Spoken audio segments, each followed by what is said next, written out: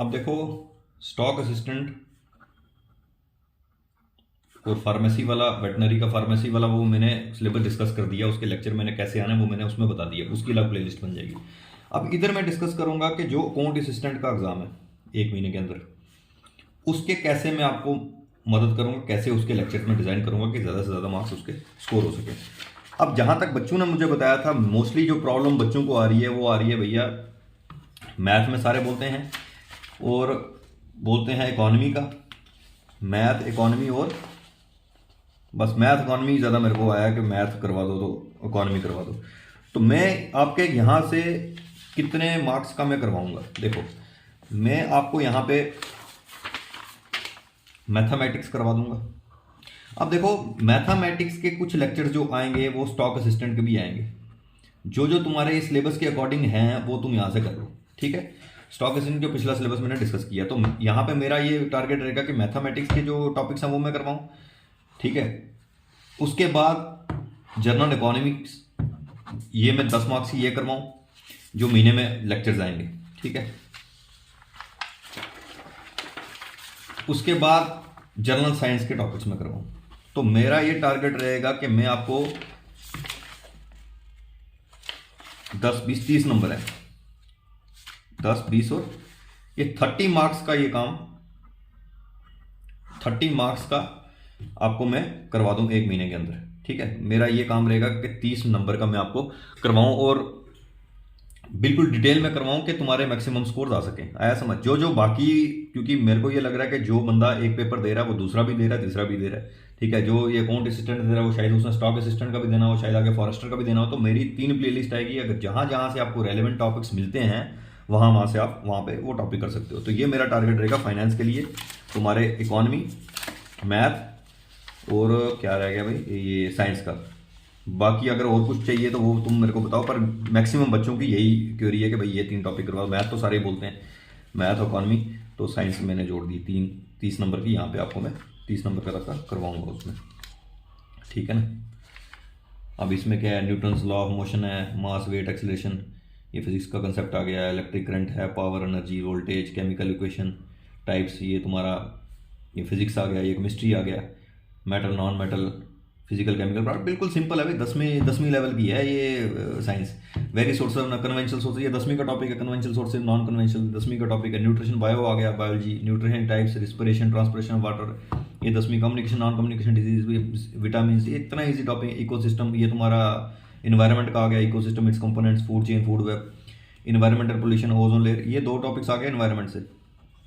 बाकी ये तुम्हारा आ गया, ये न्यूट्रिशन कम्युनिकेशन, ये तुम्हारा बायोलॉजी से आ गया, ठीक है। बाकी तुम्हारा ये फिजिक्स और ये केमिस्ट्री आ गया, ठीक है ना। यहाँ पे फिजिक्स, केमिस्ट्री, उसके बाद बायो और एनवायरनमेंट, ये 4 टॉपिक्स तुम्हारे को आगे जनरल साइंस के अंदर, ठीक है। सिंपल कंपाउंड इंटरेस्ट है, ये करवा देंगे।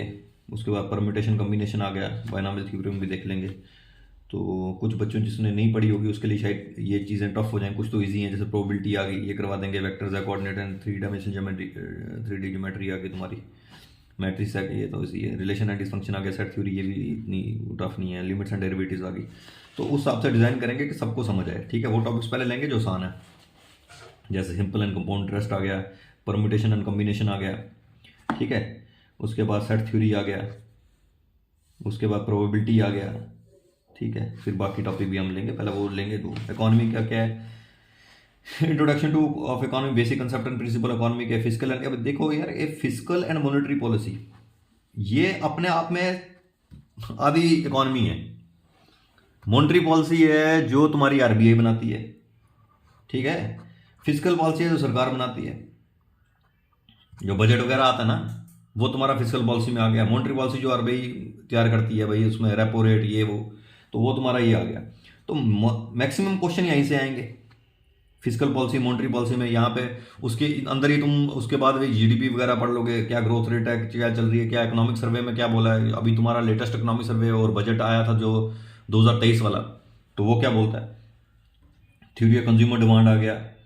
उसके बाद demand analysis, factor pricing, marginal theory, Ricardian theory of rent.